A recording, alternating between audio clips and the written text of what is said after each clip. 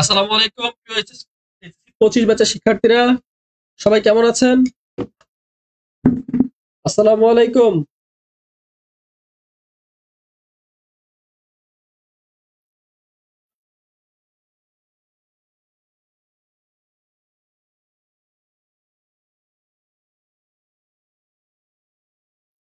আসসালামু আলাইকুম, সবাই কেমন আছেন? আমার কথা ক্লিয়ার শুনতে পাচ্ছেন কিনা কাইন্ডলি সবাই একটু কমেন্ট করে জানান। বোর্ড ক্লিয়ার দেখা যাচ্ছে কিনা একটু কমেন্ট করে জানান।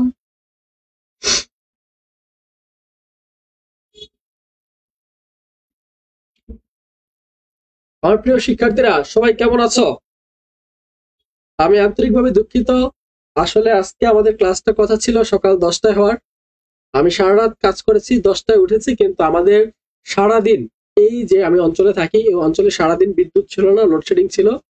সারাদিনে বিদ্যুৎ উন্নয়নের কাজ চলছে, এর জন্য লোডশেডিং ছিল। এরপরে আমি সন্ধ্যায় যখন ক্লাস নিতে আসি, সন্ধ্যায় বারবার লোডশেডিং হচ্ছিল। এখন আমি ক্লাসে ঢুকার পরেও ঠাস করে কারেন্ট চলে গেছে। এখন আমি ক্লাস নিচ্ছি, জানি না ক্লাস কন্টিনিউ করতে করতে বিদ্যুৎ থাকবে কি থাকবে না। তারপরে চেষ্টা করব, আমাদের যেহেতু আগামীকাল পরীক্ষা, আমি খুব অল্প সময়ে একটা টপিকস খুব ভালোভাবে বোঝানোর, তোমাদের সকল টপিকস আমি বুঝিয়েছি, ইভেন ক্লাস নিয়েছি। সবগুলো টপিকস এর উপর আমার ক্লাস নেওয়া হয়েছে। জাস্ট একটা টপিকস বাকি আছে, সেই টপিকসটা নিয়ে আজকে আলোচনা করব। যারা যারা আমার সাথে যুক্ত হয়েছে সবাই একটু কষ্ট করে রাশেদ স্যার পেজে এসে কমেন্ট করো। রাশেদ স্যার, রাশেদ স্যার পেজে এসে একটু কমেন্ট করো যে আমার কথা ক্লিয়ার শোনা যাচ্ছে কিনা, বোর্ড ক্লিয়ার দেখা যাচ্ছে কিনা। বন্ধুদেরকে একটু মেনশন করে দাও, ক্লাসটা শেয়ার করে দাও। সকল শিক্ষার্থীদেরকে নিয়ে আমরা ক্লাসটা উপভোগ করবো ইনশাল্লাহ। সবাই একটু ক্লাসটা শেয়ার করে দাও, বন্ধুদেরকে মেনশন করে দাও।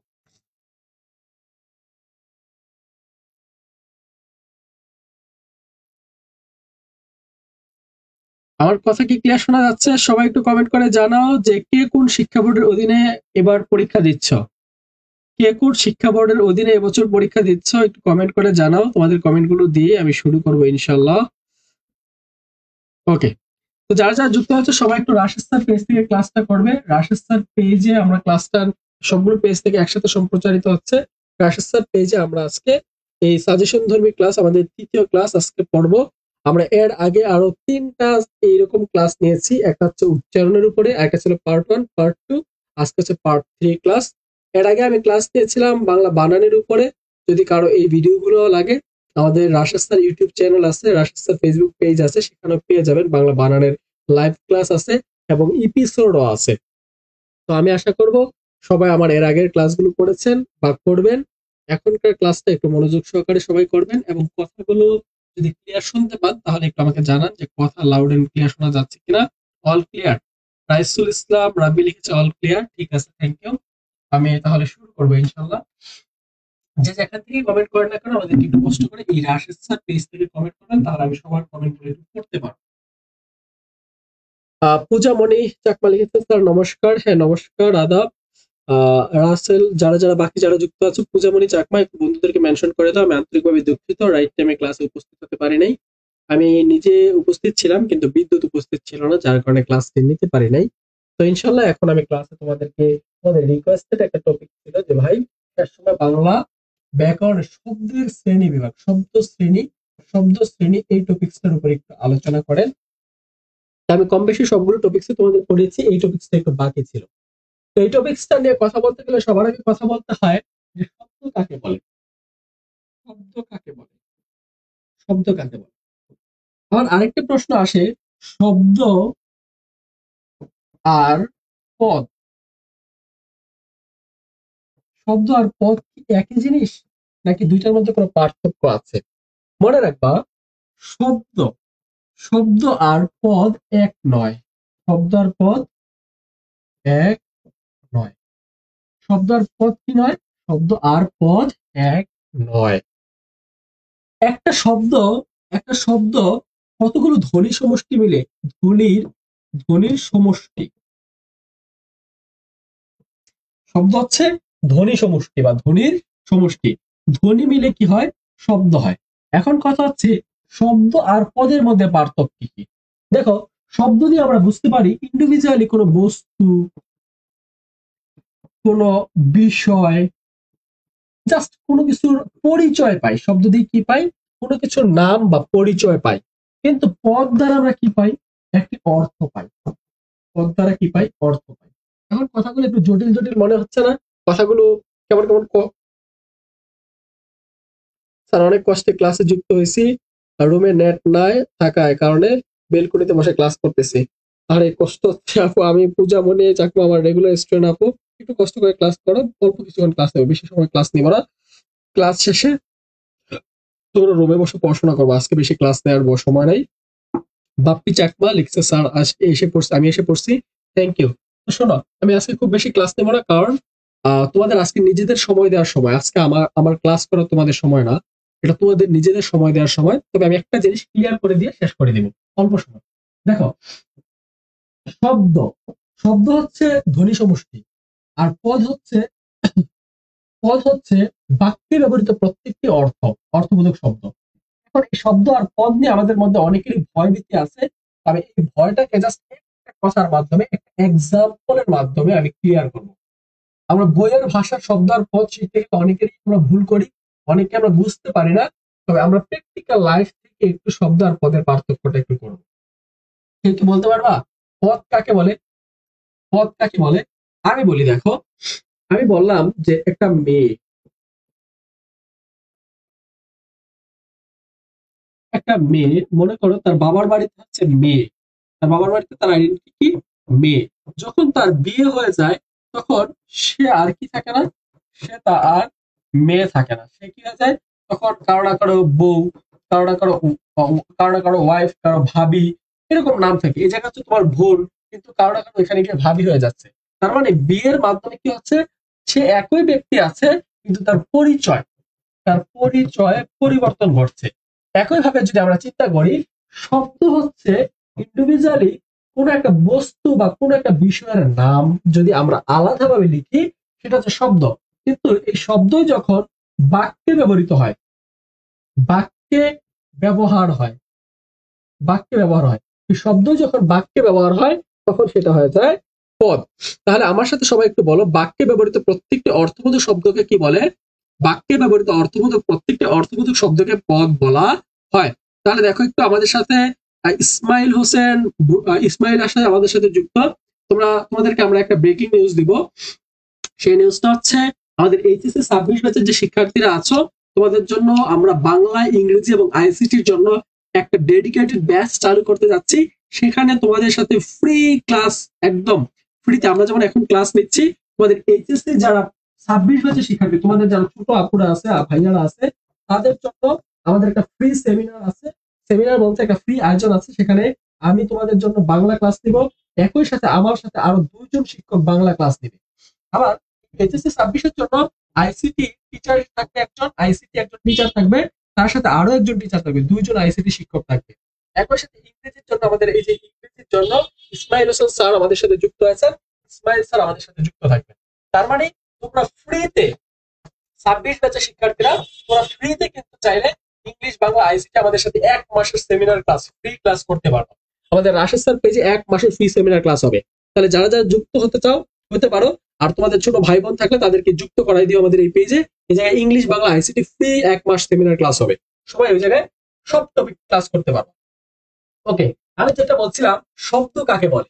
শব্দ, এই যে দেখো এই জায়গায় আছে শব্দ আর হচ্ছে পদ। শব্দ আর পদ বলতে কি বোঝায়? একটা পরীক্ষার প্রশ্ন আমি নিলাম, এই জায়গায় পরীক্ষা এভাবে প্রশ্নটা আসবে, আগামীকাল পরীক্ষার প্রশ্নগুলো এভাবে আসবে। শ্রেণী বানানটা এই জায়গায় একটু ভুল আছে, এই জায়গায় রস্বীকার হবে, শ্রেণী বানানটা কি হবে, রস্বীকার হবে। দেখো, বলছে শব্দ বা পদ বলতে কি বুঝো? শব্দ শ্রেণীকে কত ভাগে ভাগ করা যায়? লেখো। শব্দ বা, স্যার প্লিজ রিপ্লাই। স্যার আমি ঢাকা বোর্ড থেকে আছি। হ্যাঁ, ঢাকা বোর্ড থেকে আছো, থ্যাংক ইউ ভাইয়া। আমাদের সাথে খাগড়াছড়ি থেকে আসছো। খাগড়াছড়িতে নেটওয়ার্কের সমস্যা ভাইয়া, বুঝতে পারছি। ঢাকা বোর্ডে কি আছে? হ্যাঁ, পোশাক শিল্প রপ্তানিটা করে গেলে কেমন হবে? ঢাকা বোর্ডে কমন পাওয়া, হ্যাঁ কমন করতে পারো, আশা করি কমন পাবা। তো যারা যারা আমাদের সাথে যুক্ত আছো, ক্লাসটা একটু শেয়ার করে দাও। আমরা ইসমাইলকে দেখতে পাচ্ছি, ইসমাইল আমাদের ইংলিশ টিচার হিসেবে তোমাদের সাথে মেন্টর হিসেবে কাজ করবে। স্যার আমি বরিশাল বোর্ড থেকে যুক্ত আছি। হ্যাঁ ঠিক আছে স্যার, খাগড়াছড়িতে নেটওয়ার্কের সমস্যা করতেছে, একটু কষ্ট করে অ্যাডজাস্ট করো, না হয় লাইভ ক্লাস করে এই লাইভ ক্লাসটা শেষ হলে ইউটিউবে ক্লাসটা দেওয়া হবে, সেখান থেকে তোমরা রেকর্ড ক্লাস করে নিতে পারবে। আমি যেটা বলছি, তোমাদের পরীক্ষায় প্রশ্ন আসবে শব্দ কাকে বলে বা শব্দ বা পদ বলতে কি বোঝো, শব্দ শ্রেণীকে কত ভাগে ভাগ করা যায়, লিখো বা লেখো। এই প্রশ্নটা আসলে তুমি উত্তর করবে কিভাবে? দেখো, তোমরা বইয়ের ভাষা সুন্দরভাবে লিখবে হবে শব্দ বা পদ সমার্থক শব্দ নয়। আমি একটু আগে বলছি যে শব্দ বা পদ একই শব্দ নয়, বা শব্দ বা পদ একই জিনিস নয়। সেটা কি? শব্দ হচ্ছে একটা অর্থ বহন করে, আর পদ হচ্ছে বাক্যে ব্যবহৃত প্রত্যেকটি অর্থবোধক শব্দকে পদ বলে। আবার আরেকটা জায়গায় ডক্টর সুনীতি কুমার চট্টোপাধ্যায় বলেছেন যে বাক্যে ব্যবহৃত প্রত্যেকটি অর্থবোধক শব্দে যদি বিভক্তি থাকে, বিভক্তিযুক্ত শব্দকেই পদ বলা হয়। আমরা কি বলি? বিভক্তিযুক্ত অর্থবোধক শব্দকে আমরা পদ বলা হয়। এখন আসি, তোমরা পরীক্ষা উত্তর কিভাবে করবে? শব্দ ও পদ সমার্থক শব্দ নয়, অর্থাৎ যেটি শব্দ সেটি পদ নয়। আমি যেটা বলছিলাম, ইসমাইল আমাদের যার যার টিচার আছে সবাইকে ক্লাসটা শেয়ার করে দাও এবং বলো সবাইকে যেন ক্লাসটা শেয়ার করে। আমাদের সাথে মিলি যুক্ত আছে, লিখেছে শেয়ার ডান। আর আজকের ক্লাস শেয়ার করলেই এই ক্লাসের সম্পূর্ণ পিডিএফটা তোমরা পেয়ে যাবা। ঠিক আছে? ওকে, তাহলে দেখো বলছি শব্দ আর হচ্ছে পদ এক নয়, বা সমার্থক শব্দ নয়। শব্দ হলো কোনো বস্তু বা ভাবের, দেখো শব্দ হলো কোনো বস্তু বা ভাবের প্রকাশ, একটু আগে আমি যা বলছি। এরপর দেখো লিখবা শব্দ দিয়ে আমরা কোনো পরিচয়, জিনিস বা মনের কোনো ভাব প্রকাশ করি। দেখো এই লাইনটা এভাবে লিখবা। আমি একটু আগে বলছিলাম যে শব্দ দ্বারা আমরা কি করি? কোনো কিছুর পরিচয় বা মনের ভাব প্রকাশ করি। এরপর দেখো ডক্টর সুনীতি কুমার চট্টোপাধ্যায়ের ভাষায় তিনি বলছেন এই কোটেশনটা দিলে কি হয়। তুমি এভাবে লিখলো মার্ক পাবা যখন তুমি এই কোটেশনটা ব্যবহার করবা। একজন সাহিত্যিকদের বা একটা রেফারেন্স, এটাকে বলে রেফারেন্স। তোমার খাতায় রেফারেন্স যত বেশি থাকবে, তোমার খাতার রিচ তত বেশি। তো রেফারেন্সের জায়গা কবি বলেছেন দিয়ে সুন্দর করে তোমার নিজের উক্তি দিয়ে দিও না, তাহলে কিন্তু ধরা খাবা। একটু দেখো, তো দেখো কি বলছো, স্যার আমরা এমবি ফুরিয়ে গেছে, আমার এমবি ফুরিয়ে গেছে বাপ্পি, তাহলে কষ্ট করো, কষ্ট করে একটু বই পড়ো ভাইয়া। থ্যাংক ইউ ভাইয়া যুক্ত হওয়ার জন্য। দেখো শব্দ দিয়ে আমরা কোনো কিছুর পরিচয়, জিনিস জানি। ঠিক আছে, তোমরা এটা হচ্ছে রেফারেন্স বলে, এটাকে কি বলে? রেফারেন্স বলে। ডক্টর সুনীতি কুমার চট্টোপাধ্যায়ের ভাষায় বিশেষ স্বতন্ত্র দেখো বিশেষ স্বতন্ত্র পদার্থ বা ভাবের প্রকাশ করে মানব মুখ নিঃসৃত, মানে মানুষের মুখ থেকে বেরিয়েছে এমন একটি ধ্বনিকে বা একাধিক ধ্বনি সমষ্টিকে শব্দ বলা হয়। তাহলে তুমি কি করলা? নিজের মনের ভাবের একটা সংজ্ঞাত ডেফিনেশন তো দিলাই, যে মনের ভাব প্রকাশ করার জন্য অর্থবোধক ধ্বনি সমষ্টিকে শব্দ বলা হয়। মনের ভাব প্রকাশ করার জন্য ধ্বনি সমষ্টিকে, অর্থবোধক ধ্বনি সমষ্টিকে শব্দ বলা হয়। আবার তুমি কি বলতে পারো যে এই শব্দটাকে বা এটা নিয়ে কে বলেছেন? ডক্টর সুনীতি কুমার চট্টোপাধ্যায় বলেছেন বিশেষ বা স্বতন্ত্র পদার্থ বা ভাবের ভাব প্রকাশের মাধ্যমে মুখ বা মুখ নিঃসৃত এমন একটি ধ্বনি সমষ্টি, একাধিক ধ্বনি সমষ্টিকে শব্দ বলা হয়। তুমি এটা বললা, এটা কার কথা? ডক্টর সুনীতি কুমার চট্টোপাধ্যায়ের কথা। তারপরে দেখো আবার আমরা বলতেছি অন্যদিকে বিভক্তিযুক্ত শব্দ হলেই পদ। অন্যদিকে বিভক্তিযুক্ত শব্দকে কি বলেছেন? পদ বলেছেন। আবার বাক্যে ব্যবহৃত প্রত্যেকটি অর্থবোধক শব্দকে এক একটি পদ বলা হয়, যেটা আমি একটু আগে বলছি। বাক্যে ব্যবহৃত প্রত্যেকটি অর্থবোধক শব্দকে এক একটি কি বলা হয়? পদ বলা হয়। অর্থাৎ বাক্য গঠনের জন্য, বাক্য গঠনের জন্য শব্দ বা ধাতুর সাথে, শব্দ বা ধাতুর সাথে যদি বিভক্তি যুক্ত হয়, তাহলে সেটাকে আমরা কি বলবো? পদ বলবো। সেটাকে কি বলবো? পদ বলবো।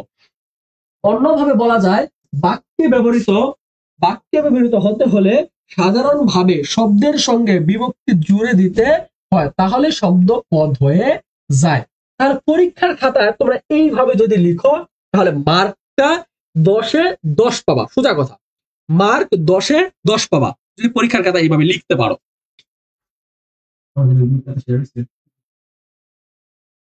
ওকে, তাহলে যে যেখান থেকে আমাদের সাথে যুক্ত হয়েছে সবার কাছে একটা রিকোয়েস্ট, কষ্ট করে একটু এই রাশেদ স্যার ফেসবুক পেজ থেকে এসে কমেন্ট করবা। ইনশাল্লাহ তোমরা এখান থেকে ভালো কিছু রিপ্লাই পাবা, মানে কমেন্ট করলে কমেন্টের রিপ্লাইটা আমি দিতে পারবো। ওকে, এরপরে আসি আমরা পরের স্লাইডে।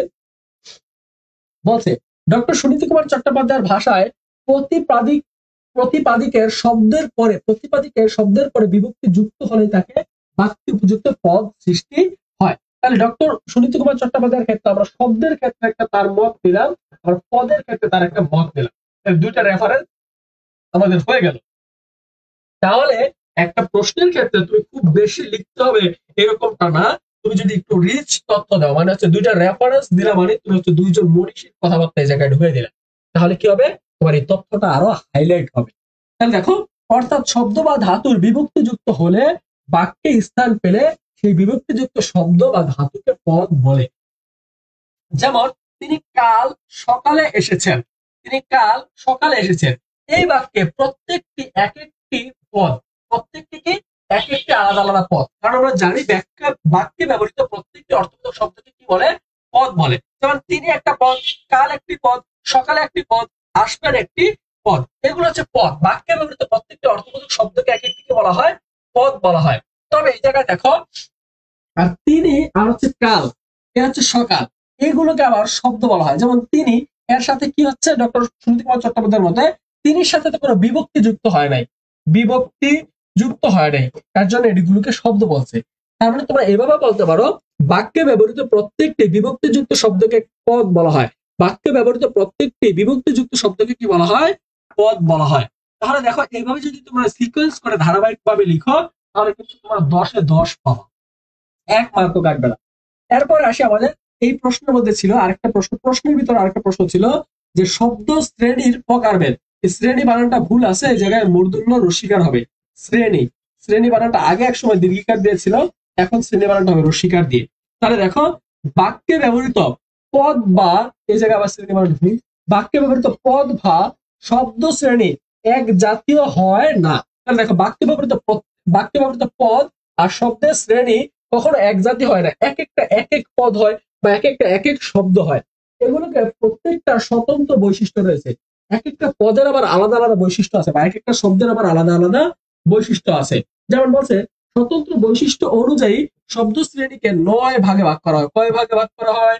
শব্দের বৈশিষ্ট্য অনুযায়ী প্রত্যেকটা মানে প্রত্যেকটা শব্দের বৈশিষ্ট্য অনুযায়ী আমরা 9 ভাগে ভাগ করতে পারি। সেগুলো কি কি বলো দেখি। যেমন আমরা বলি বিশেষ্য, বিশেষণ, বিশেষ্য, বিশেষণ, সর্বনাম, ক্রিয়া, ক্রিয়া বিশেষণ, আবেগ, যোজক, আরেকটা হচ্ছে অনুসর্গ। এই হচ্ছে আমাদের 9 প্রকার। কি হচ্ছে আমাদের?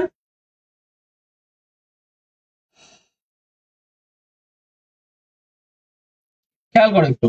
তাহলে এই যে আমরা বললাম বিশেষ্য, বিশেষণ, সর্বনাম, ক্রিয়া, অব্যয়, আমরা এরকম আগে বলতাম অব্যয়, এখন অব্যয় বাদ দিয়ে আমাদের কি হচ্ছে, আরো 2টা নতুন যুক্ত আছে। তাহলে এইভাবে কিন্তু তোমরা লিখতে পারো, এইভাবে কি কিন্তু তোমরা লিখতে পারো। এরপর আমরা আসি আরেকটা প্রশ্ন, আমরা যাই। সেই প্রশ্নটা হচ্ছে যে, দেখো এই জায়গায় বলছে ব্যাকরণিক, ব্যাকরণিক শব্দ শ্রেণী বলতে কি বুঝো? একটু খেয়াল করবা, ব্যাকরণিক শব্দ শ্রেণী বলতে তুমি কি বুঝো, কত প্রকার ও কি কি, সংজ্ঞা সহ মানে উদাহরণ সহ লিখো। দেখো এই জায়গায় প্রশ্ন কয়টা, ব্যাকরণিক শব্দ শ্রেণী বলতে তুমি কি বুঝো, মানে শব্দের শ্রেণী, এই যে একটু আগে পড়েছিলাম শ্রেণীগুলা, এইগুলা, এর সাথে বলছে কত প্রকার, এই শব্দ শ্রেণী কত প্রকার, তাহলে তোমার প্রকারভেদ লিখতে হবে। তারপর বলছে প্রত্যেকটার উদাহরণ সহ লিখো, মানে প্রত্যেকটার পরিচয় এবং উদাহরণ সহ লিখতে বলছে। তাহলে উত্তরটা কিভাবে হবে? দেখো, ব্যাকরণিক শব্দ শ্রেণী অর্থবোধক ধ্বনি বা ধ্বনি সমষ্টি। দেখো, অর্থবোধক ধ্বনি বা ধ্বনি সমষ্টি অভিধানে যে রূপ গ্রহণ করে তাকে বলা হয় শব্দ। তাহলে কি খেয়াল করো কথাগুলো কি বলছি, যে ব্যাকরণিক শব্দ শ্রেণী, এটা হচ্ছে আমাদের প্রথম অ্যান্সার। ব্যাকরণিক শব্দ শ্রেণী কি? দেখো, অর্থবোধক ধ্বনি বা ধ্বনি সমষ্টি অভিধানে যে রূপে গ্রহণ করা হয়েছে তাকে বলা হয় শব্দ। তার মানে হচ্ছে, আমরা ব্যাকরণ অভিধান মানে ডিকশনারি, বাংলা অভিধান বা ডিকশনারিতে একটা শব্দ যেভাবে আছে ওইভাবে যদি থাকে, বা ওইভাবে যদি অভিধান থেকে সংগ্রহ করা হয়, বা সেই রূপটাতে যদি গ্রহণ করা হয়, তাকে আমরা বলছি শব্দ।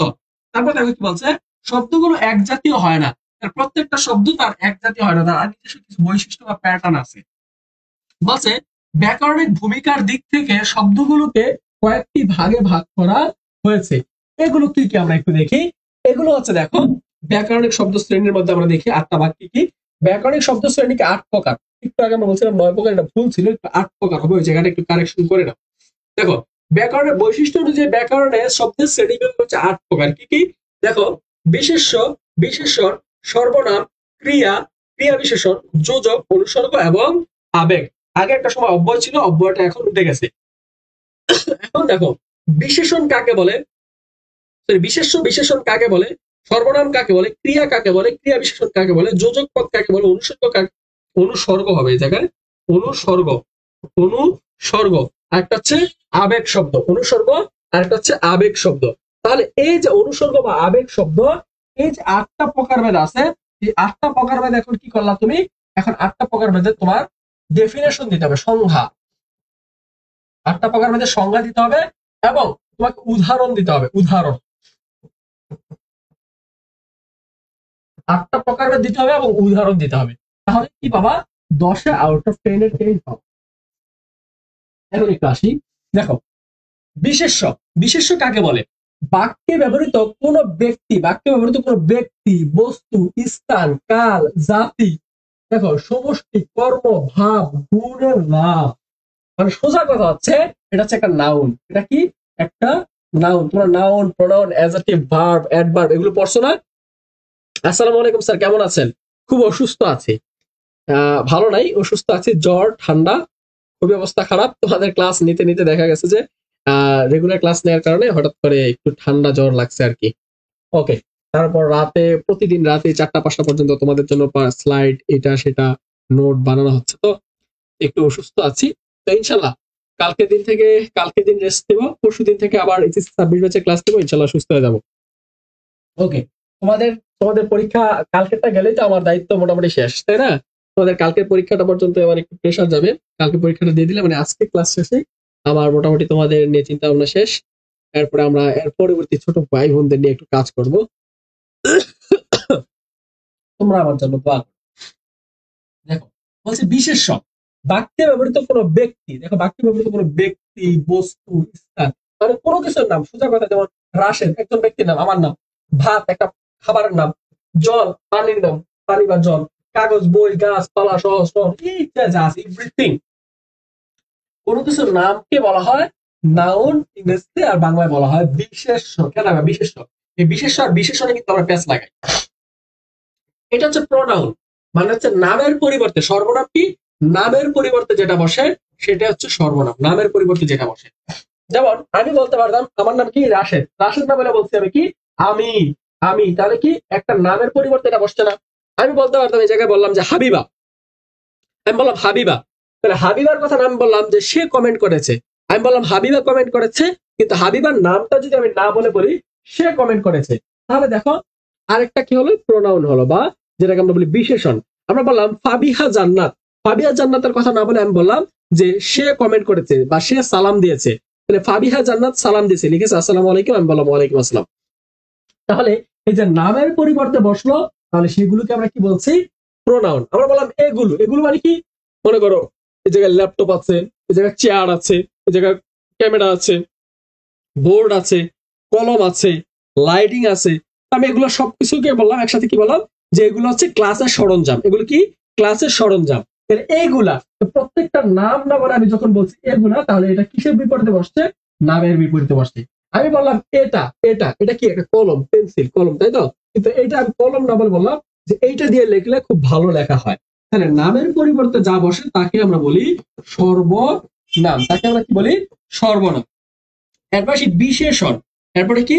বিশেষণ লিখবা যেভাবে, যেসব শব্দ বিশেষ্য এবং সর্বনামের দোষ, গুণ, অবস্থা, পরিমাণ, সংখ্যা বোঝায় তাকে আমরা কি বলি? বিশেষণ বলি। দেখো একটু দেখো ভালোভাবে, যেই সকল শব্দ বিশেষ্য মানে হচ্ছে নাউন, আর সর্বনাম মানে হচ্ছে প্রোনাউন, নাউন এবং প্রোনাউনের বিশেষণ করে, বিশেষণ বা ক্রিয়ার, বিশেষণ বা ক্রিয়ার মানে কি কি বললাম? যে মনে করো কোনো নাম বা কোনো নামের বিপরীতে যে সর্বনাম, তার কি? ক্রিয়ার গুণ, ধর্ম, অবস্থা, পরিমাণ, সংখ্যা, এই সকল কিছু বোঝায়। মানে ভালো মন্দ সংখ্যা যা আছে সবগুলোকে আমরা একসাথে কি বলি? একসাথে বলি বিশেষণ। এটা কি? একটা বিশেষণ। এখন আমি বললাম ভালো মানুষ, তাহলে মানুষকে বিশেষায়িত করছে না? তাহলে মানুষকে বিশেষায়িত করেছে কে? ভালো মানুষ। আমি বললাম চলন্ত গাড়ি, গাড়ি হচ্ছে একটা নাউন, এই নাউনটা কেমন? চলন্ত, তাহলে চলন্তটা হচ্ছে একটা বিশেষণ। আমি বললাম তীব্র শব্দ হচ্ছে, তাহলে শব্দ হচ্ছে একটা নাউন, আর এই তীব্রটা হচ্ছে এটা একটা বিশেষণ, একটা দোষ, গুণ, অবস্থা। ঠিক আছে? তারপর দেখো দ্রুত, মুখস্থ। তাহলে দেখো মুখস্থ হচ্ছে একটা গুণের নাম, এটাকে আবার বিশেষায়িত করতেছে কি? দ্রুত একটা শব্দ। তাহলে দেখো এই যে দ্রুত বললাম, এটা হচ্ছে একটা বিশেষণ। মনে রাখবা, নাউন বা প্রোনাউনের বা বিশেষ্য বা সর্বনামের দোষ, গুণ, অবস্থা, পরিমাণ, সংখ্যা, ধর্ম, জাতি, মানে just everything, each and everything, সবকিছুকে মিলে একসাথে কি বলা হয়? সবকিছুকে একসাথে মিলে বলা হয় বিশেষণ। বিশেষণ।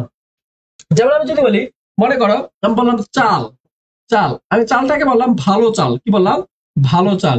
আমি বললাম লাল চাল, আমি বললাম সাদা চাল, আমি বললাম 5 কেজি চাল, 5 কেজি চাল, তার মানে এটা কি?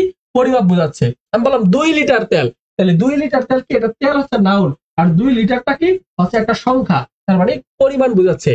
দোষ, গুণ, অবস্থা, পরিমাণ, সংখ্যা ইত্যাদি যদি বোঝায় তাহলে সেগুলোকে আমরা বলি কি বলি? বিশেষণ বলি। এরপরে আসি যে ক্রিয়া কাকে বলে। ক্রিয়া কোনো পদ দিয়ে যদি, বাক্যে কোনো পদ দিয়ে যদি কাজ করা বোঝায়, কোনো কাজ করা বোঝায়, তাকে ক্রিয়া বলে। তাকে কি বলে? ক্রিয়া বলে। আমি বললাম সে, সেটা কি? সেটা হচ্ছে একটা সর্বনাম। সর্বনামের সাথে কি? হাসছে, সে হাসছে। তাহলে হাসাটা কি? হাসাটা হচ্ছে একটা কাজ, তাই না? হাসাও একটা কাজ।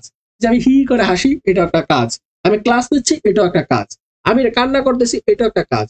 আমি খাচ্ছি, এটাও একটা কাজ। আমি ঘুমাচ্ছি, এটাও একটা কাজ। তার মানে দেখো, বাক্যে যে পদ দ্বারা কাজ করা বোঝায় তাকে ক্রিয়া বলে। ফুল ফুটেছে, ফুল ফুটছে না? নিজে নিজে ফুটছে, তাই তো? কিন্তু এই জায়গায় কাজটা উজ্জ্বল আছে। আমরা বললাম বিড়ালরা লাফায়, লাফানো কি? একটা কাজ। আমি বললাম বাচ্চারা ক্লাস করে, তাহলে বাচ্চারা কি করে? ক্লাস করে। তাহলে ক্লাস করাও কি? একটা কাজ। মাহির ক্লাসে সালাম দিয়েছে, তাহলে সালাম দেওয়া একটা কাজ। এই যে বললাম আমরা ক্রিকেট খেলি, তাহলে এটা একটা কাজ। আমরা হচ্ছে সর্বনাম, আর ক্রিকেট খেলাটা হচ্ছে একটা কাজ। ঠিক আছে? তাহলে কোন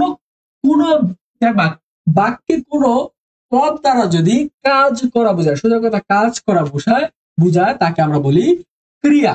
এখন বলতে পারো ভাই কাজটা কেমন করে করে?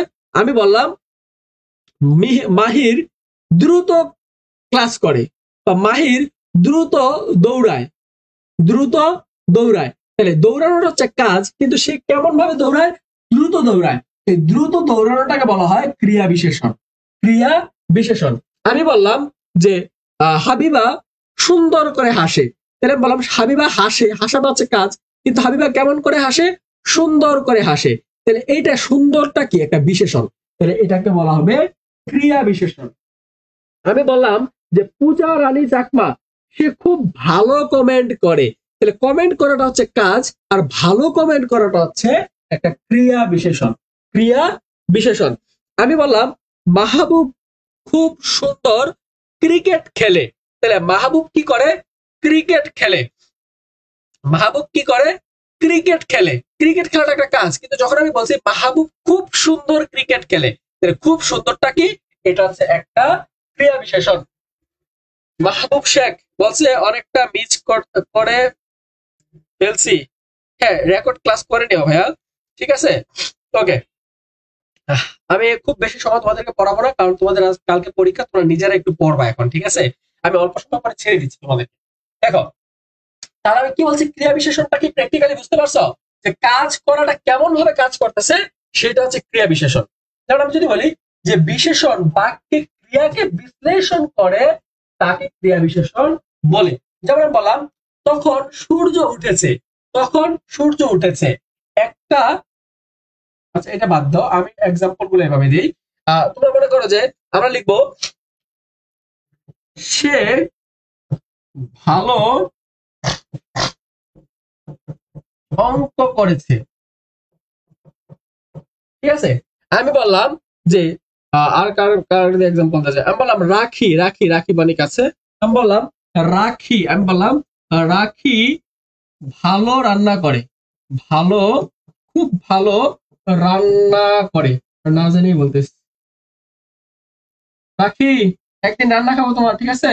দেখো ভালো রান্না করে, বলছি রাখি ভালো রান্না করে, রান্না না করতে কমিটমেন্ট দিয়ে দিছি। তাহলে দেখো রাখি কেমন রান্না করে? ভালো রান্না করে। রান্না করাটা হচ্ছে কাজ, আর ভালো রান্না করাটা কি? এটা হচ্ছে একটা ক্রিয়া বিশেষণ। এই জায়গায় বলছে মোহনা ক্লাসে না থাকলে আয় ক্লাসে, হাবিবা কমেন্ট করেছে। আচ্ছা দেখো, মোহনার কথা আমরা বললাম মোহনা খুব ভালো শরবত বানায়, তাহলে শরবত বানানোটা একটা কাজ, কিন্তু খুব ভালোটা কি? একটা অ্যাডজেক্টিভ। যখন ক্রিয়াকে বিশেষায়িত করা হবে তখন সেটাকে হবে ক্রিয়া বিশেষণ। সবাই কি ক্রিয়া বিশেষণ ক্লিয়ার? সবাই কি ক্রিয়া বিশেষণ ক্লিয়ার? সবাই কি ক্রিয়া বিশেষণ ক্লিয়ার? শোনা ভাইয়ারা আমার, আপুরা আমার, একটু বলো ক্রিয়া বিশেষণ কি ক্লিয়ার? বলো দেখি, সবাই কি ক্লিয়ার? ওকে, এরপর আসি যোজক। এরপর আসি যোজক শব্দ কাকে বলে। ভাই যোজক শব্দটা কাকে বলে একটু দেখো। যোজক নিয়ে অনেকের একটু সমস্যা আছে, আমাকে অনেকেই অনেকভাবে বলো। নোভা ক্লাসে নাই, নোভা ক্লাসে নাই, নোভাকে মেনশন করো। আর হি নোভা না কি যেন নাম, নোভাকে একটু ক্লাসে মেনশন করো, নোভাকে ক্লাসে দেখতে পাচ্ছি না। Okay clear. দেখো বলতো যোজক শব্দ কাকে বলে। বাক্যের সাথে, দেখো বাক্যের সাথে, বাক্যের বা পদের, বাক্যে একটা বাক্যের সাথে বাক্য অথবা পদের সাথে বা পদের সংযোগ মানে হচ্ছে ঘটকালি করা আর কি। একটা বাক্যের মাঝখানে মনে করো দুইটা খণ্ড বাক্য আছে, মাঝখানে একটা যোজক মানে অ্যাড করা, কোনো কিছু অ্যাড করা, অব্যয়ের মতো অনেকটা। তাহলে দেখো বলছে একটি বাক্যের সাথে অন্য একটি বাক্যের অথবা বাক্যের সাথে কোনো একটি পদের সংযোগ স্থাপনের জন্য অথবা বিয়োজন বা বিকল্প যে কোনো শব্দ তাকে যোজক শব্দ বলা হয়।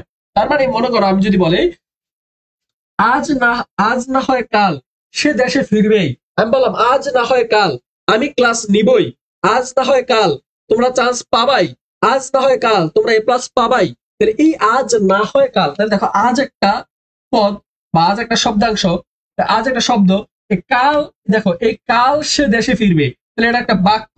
তাহলে এই যে একটা পদের সাথে একটা বাক্যের সংযোগ ঘটাইলো কে, না হয়, না হয়, এটাকে বলা হয় যোজক। এটাকে কি বলা হয়? যোজক। এটাকে কি বলা হয়? এটাকে বলা হয় যোজক। সাইমা ইউসুফ লিখেছে ক্লিয়ার, মিলি লিখেছে ক্লিয়ার, থ্যাংক ইউ আপু, থ্যাংক ইউ ভাইয়া। ওকে, তাহলে এটা কি ক্লিয়ার হয়েছে? যোজক কি সবাই ক্লিয়ার? যোজক হচ্ছে একটা বাক্যের সাথে একটা পদের সংযোগ স্থাপন করা, সংযোগ স্থাপন করা, একটা পদের সাথে আরেকটা পদের সংযোগ স্থাপন করা, সেটাকে আমরা অনেকটা অব্যয়ের মতো বলতে পারি। যেমন অব্যয় কি করে? কানেক্টর, তোমরা ইংরেজিতে পড়ছো না কানেক্টর, এই কানেক্টর হচ্ছে যোজক। কানেক্টর কি? যোজক, মানে হচ্ছে যোগ করা, অ্যাড করা। আজ না হয় কাল সে দেশে ফিরবে, তাহলে না হয়টা হচ্ছে আমাদের যোজক। না হয়টা কি? না হয়টা হচ্ছে একটা যোজক। ওকে, এরপর আসি, বলছে অনুসর্গ কাকে বলে। অনুসর্গ বলছে সে সহায়ক শব্দ বা বাক্যে অন্য কোনো পদের পর বসে পদটিকে বাক্যের সাথে সম্পৃক্ত বা বিভক্তির মতো কাজ করলে তাকে অনুসর্গ বলে। আগে এই বইয়ের ভাষাটা শিখবা, কারণ বইয়ের ভাষা তোমাকে লিখতে হবে। এরপরে আসি, বলছে দেশের জন্য আমার প্রাণ কাঁদে, তাহলে দেশের জন্য আমার প্রাণ প্রাণ কাঁদে, দেশের জন্য আমার প্রাণ কাঁদে। তাহলে দেখো এই দেশের একটা শব্দ, এই শব্দের শেষে কি বসছে? জন্য শব্দটা বসছে, জন্য। এই জন্য শব্দটা কি হিসাবে বসছে সবসময় মনে রাখবা। ভাইয়া মাথা কাজ করে না, টেনশন, স্যার স্যার মাথা কাজ করে না, টেনশন, টেনশন করার কিছু নেই ভাইয়া। মাহবুব ভাইয়া টেনশন করো না ভাইয়া, আল্লাহ ভরসা। সৃষ্টিকর্তা তোমার সহায় হবেন, সৃষ্টিকর্তা তোমার সহায় হবেন। যে যে স্রষ্টার অনুসারী, তোমার স্রষ্টার কাছে প্রার্থনা করো, ভালোভাবে একটু রিভিশন দাও, মাথাটা ঠান্ডা করে একটা ফ্রেশ ঘুম দাও, ইনশাল্লাহ তোমরা আগামীকাল খুব ভালো পরীক্ষা দিবে। পরীক্ষা যেমনই হোক, পরীক্ষা দিয়ে এসে আমাকে অবশ্যই কমেন্ট করে, আমাকে অবশ্যই পেজে জানাবা তোমরা কেমন পরীক্ষা দিলা। ওকে, এরপর আসি আবেগ শব্দ। কি বললাম? আবেগ শব্দ যেসব শব্দের সাহায্যে, মনে রাখবে যেসব শব্দের সাহায্যে মনের নানা ভাব বা আবেগ প্রকাশ করা হয় সেগুলোকে বলা হয় আবেগ শব্দ। সেগুলোকে কি বলা হয়? আবেগ শব্দ। উফ, পায়ে বড্ড ব্যথা লেগেছে, উফ, পায়ে বড্ড ব্যথা লেগেছে, এই যে উফ বললাম না, এটা হচ্ছে একটা আবেগ। আমি বললাম সাব্বাস, মা সাব্বাস, খেলার মতো খেলেছ, তাহলে এটা একটা আবেগ। আমি যদি আবার বলি ও মাই গড এত সুন্দর ক্লাস হচ্ছে, এটা একটা আবেগ। আমি বললাম ওয়াও খুব সুন্দর সুইমিং পুল, ওয়াও যে বললাম এটা একটা আবেগ। আমি বললাম বাহ কি চমৎকার দৃশ্য, তাহলে বাহ যে বললাম এটা একটা আবেগ। তাহলে এগুলো হচ্ছে আবেগ। আশা করি তোমরা এই আবেগ বিষয়টা বুঝতে পেরেছো, আবেগ বিষয়টা বুঝতে পেরেছো। আর আবেগ শব্দের শেষে এইরকম করে একটা আশ্চর্যবোধক চিহ্ন দিতে হয়। তোমরা কি ক্লিয়ার? তোমরা কি সবাই ক্লিয়ার? তোমরা কি সবাই ক্লিয়ার? আর ক্লিয়ার? আমি কি বুঝাইতে পারলাম? তাহলে দেখো আমরা কিন্তু একটা বাক্যের বাঙালি হলেও বাংলা নিয়ে টেনশনে আছি আমরা। হ্যাঁ দেখো হাবিবা, বাঙালি হলেও আমরা বাংলা একটা ভাষা, আমরা একটা ভাষায় কথা বলতে পারি, তার মানে এই না যে আমরা বাঙালি হিসেবে আমরা বাংলা ব্যাকরণ জানি। বাংলা ভাষা সহ পৃথিবীর সকল ভাষারই একটা নিয়ম শৃঙ্খলা আছে। তো নিয়ম শৃঙ্খলার মধ্য দিয়ে ভাষা শৃঙ্খলিত হয়। তো এই নিয়ে টেনশন করার কিছু নাই। এতদিন যা পড়ছো তা দিয়েই ভালোভাবে একটা পরীক্ষা দাও। ইনশাল্লাহ তোমাদের পরীক্ষা শেষে এডমিশনের জন্য আমি প্রত্যেকটা টপিকস ধরে ধরে আবার তোমাদেরকে পড়াবো। ইনশাল্লাহ তখন আশা করি এডমিশনের জন্য তোমরা খুব ভালোভাবে একটা প্রস্তুতি নিতে পারবে। আল্লাহ তোমার সহায় হোক, স্রষ্টা তোমার সহায় হোক। ওকে, এরপর তোমাদের কাছে আমি 2টা মিনিট সময় চেয়ে নিচ্ছি, তোমাদের লাইফ থেকে 2টা মিনিট একটু নিয়ে নিচ্ছি।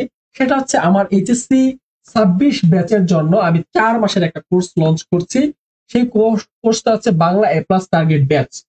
বাংলা এ প্লাস টার্গেট ব্যাচ, এই ব্যাচটাতে কি কি আছে তোমরা দেখো একটু। বাংলা ব্যাকরণের 25টা লাইভ ক্লাস থাকবে।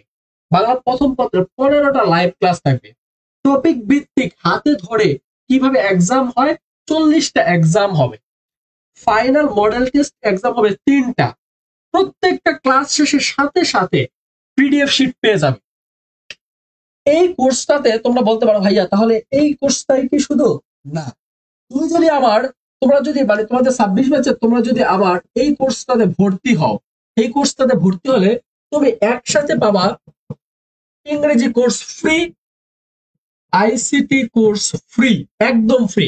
ইংরেজির জন্য তোমরা ক্লাস পাবা মোট 30টি ক্লাস, 30টা এক্সাম। আইসিটির জন্য 30টা ক্লাস, 30টা এক্সাম। তার মানে তুমি একটা কোর্সে ভর্তি হইলা, বাংলা এ প্লাস টার্গেট কোর্সে ভর্তি হইলে মোটামুটি 3টা সাবজেক্ট। অনেকে বলে না ইবিআই কোর্স লঞ্চ করে, ইবিআই কোর্স দেখাচ্ছে ইংলিশ বাংলা আইসিটি পড়াবে। আমি কিন্তু ইংলিশ বাংলা আইসিটি পড়াবো, কিন্তু ভর্তি তোমরা হবা বাংলা এ প্লাস টার্গেট ব্যাচে। যদি বাংলা এ প্লাস টার্গেট ব্যাচে ভর্তি হয় অটোমেটিক্যালি প্রত্যেক দিন ক্লাস থাকবে, প্রত্যেক দিন এইচডব্লিউ থাকবে, প্রত্যেক দিন এক্সাম থাকবে। এক্সামের মাধ্যমে টেস্ট পরীক্ষার আগেই নিজেকে এ প্লাস এর প্রস্তুতি নেওয়ার জন্য প্রস্তুত করতে পারবে। তোমরা যেমন এখন ভয় পাচ্ছ না যে তোমাদের মনে হচ্ছে না রাশেদ ভাইয়ের ক্লাসগুলো যদি প্রতিদিন করতে পারতাম 1 বছর টানা, বা 4 মাস আরো যদি 5 মাস আগে বা 6 মাস আগে যদি সেই সেকেন্ড ইয়ারের প্রথম থেকে যদি রাশেদ ভাইয়ের ক্লাসগুলো প্রত্যেকটা ক্লাস পাইতাম, তাহলে আমরা খুব ভালো করতে পারতাম। এটা মনে হচ্ছে না যে যেই টপিক্সটাই পড়াচ্ছি তোমার কাছে সহজ লাগতেছে না? বাংলা বানানের নিয়মের ক্লাস নিচ্ছি, তোমাদের কাছে সহজ লাগছে না? বাংলা তোমাদের উচ্চারণের নিয়ম পড়েছি, তোমাদের কাছে সহজ লাগছে না? তোমরা যদি প্রত্যেকটা টপিক্স আমার কাছে 2বার 3বার করে ধরে ধরে পড়তা, যে সমাসের 3টা ক্লাস নিতাম, উচ্চারণের 3টা ক্লাস নিতাম, সন্ধির ক্লাস নিতাম, তারপর উপসর্গের উপর 2টা 3টা ক্লাস নিতাম, তাহলে তোমাদের কাছে সহজ লাগতো না? তো তোমাদের যারা জুনিয়র আছে তাদের জন্য কিন্তু আমার এই কোর্সটা, যে কোর্সটা এখনই শুরু হবে, আমরা আগামী 1 তারিখ থেকে আমাদের এই কোর্সের ফ্রি ক্লাস শুরু করব ইনশাল্লাহ। এখান থেকে তোমরা ফ্রি তোমাদের ছোট ভাই বোনদেরকে একটু শেয়ার করে দিতে পারো, মেনশন করে দিতে পারো। তারা যদি ভর্তি হয় আমি কথা দিতে পারি তাদেরকে আমি দায়িত্ব নিয়ে এইচএসসি 26 ব্যাচের জন্য একদম প্রস্তুত করব। বাংলা ইংরেজি আইসিটি, তার মনে আর কোনো ভয় থাকবে না। এই 3টা সাবজেক্টে তার জন্য এ প্লাস একদম নিশ্চিত হয়ে যাবে। তো এই কোর্স ফি নামমাত্র মূল্যে মাত্র 999 টাকা আমি এই কোর্সটা নিচ্ছি। যদি কেউ ভর্তি হতে চায়, তোমাদের ছোট ভাই বোন যদি থাকে, তোমরা রিকমেন্ড করতে পারো, তাদেরকে বলবা যে আমার এই কোর্সের কোর্স ফি হচ্ছে মাত্র 999 টাকা। এই কোর্সে ভর্তি হলে বাংলা ইংরেজি আইসিটি তারা পড়তে পারবে। হ্যাঁ, তো তোমরা যদি মনে করো যে আমি আসলে তোমাদের জন্য কিছু করতে পারছি, বা তোমাদের যা পড়াই তোমরা বুঝো, তাহলে তোমাদের ছোট ভাই বোনদেরকে এই পেজটা সম্পর্কে বা এই কোর্স সম্পর্কে একটু রিকমেন্ড করবা। আমি তোমাদের কাছে এতটুকুই শিক্ষক হিসাবে আবদার রাখবো, আমার রিকোয়েস্ট তোমাদের কাছে, তোমরা একটু শেয়ার করো তোমার ছোট ভাই বোনদেরকে। তো তোমাদেরকে আর বেশি কিছু বলবো না। তোমাদের যেহেতু কালকে পরীক্ষা, তোমরা একটু ভালোভাবে পরীক্ষার প্রস্তুতিটা নাও, ফ্রেশ একটা ঘুম দাও। নতুন করে কোনো কিছু আর শেখার দরকার নেই, যা শিখছো আলহামদুলিল্লাহ এনাফ। এখন তোমরা একটু ভালোভাবে তোমাদের পরীক্ষার প্রস্তুতিটা নাও। ইনশাল্লাহ স্রষ্টা তোমার সহায় হোক, তোমাদের পরীক্ষা ভালো হোক, সেই মঙ্গল কামনা করে আজকের মতো এবং এইচএসসি 25 ব্যাচের কাছ থেকে শেষ ক্লাসের মাধ্যমে আজকে বিদায় নিচ্ছি। আমি রাশিদুল ইসলাম। গতকালকে একবার বিদায় নিয়েছিলাম, তো আমার খুবই খারাপ লাগছে আবারও বিদায় নিতে। যাই হোক, বিদায় মানে বিদায় না, তোমাদের সাথে আবারও দেখা হবে। তোমাদের সাথে আবারও দেখা হবে আমার এডমিশন জার্নিতে। তোমরা এডমিশনের সময় আমি আশা করি সবাইকে পাবো। আমাদের হোয়াটসঅ্যাপ গ্রুপের লিঙ্কে সবাই যুক্ত হয়ে যাও। তোমাদের সবাইকে নিয়ে আমরা একটা এডমিশনে ভালো একটা প্রস্তুতি নিব। আর তোমাদের ছোট ভাই বোন যারা আছে এইচএসসি 26 ব্যাচের শিক্ষার্থী, তাদেরকে একটু ক্লাসটা মেনশন করে দিও। আমাদের 26 ব্যাচের জন্য প্রি এডমিশন কোর্স চালু হচ্ছে। এই কোর্সে আমরা ভর্তি নিচ্ছি ইনশাল্লাহ। আমি এতটুকু কথা দিতে পারি, আমি রাশেদ স্যার তোমার ছোট ভাই বোনদেরকে দায়িত্ব নিয়ে পড়াবো, এইচএসসি 26 ব্যাচের শিক্ষার্থীদেরকে দায়িত্ব নিয়ে পড়াবো। তোমরা সবাই ভালো থাকো, সুস্থ থাকো, সবার পরীক্ষা সুন্দর হোক, ভালো হোক, সবাই তার প্রত্যাশিত নাম্বার পাও। আল্লাহ হাফেজ, সবাই ভালো থেকো। নির্মিত অংশ থেকে কোন কোন বিষয়গুলো সবচেয়ে ভালো একটু বুঝে দিতেন ভালো হতো। ভাইয়া, আমি নির্মিত অংশের জন্য কোন কোন বিষয়গুলো পড়বা এটার উপরে আমি ক্লাস দিছি আমাদের পেজে। আজকের ক্লাস সহ সবগুলো ক্লাসের লিঙ্ক, 4টা ক্লাস নিছি, 4টা ক্লাসের লিঙ্ক আমি সুন্দর করে সাজাই দিব। আমি গতকালকে ক্লাস নিছি, গতকাল বিকাল 5টায় আমি নির্মিত অংশ কি কি পড়বা, কোনটা কোনটা দাগাবা, এগুলো সব কোনটা কোনটা পড়বা আমি সব লিখে দিছি, সব পড়াইছি কালকের ক্লাসে, কালকে বিকাল 5টা ক্লাসে। আমি সবগুলো লিঙ্ক আমি একটা বান্ডিল করে আমি তোমাদেরকে পেজে দিয়ে দিচ্ছি। তোমরা একটু ক্লাস করে ইউটিউবে করে নাও, তাহলে আশা করি বুঝতে পারবো। সবাই ভালো থেকো, সবার জন্য অনেক অনেক দোয়া রইল। আল্লাহ হাফেজ, শুভরাত্রি।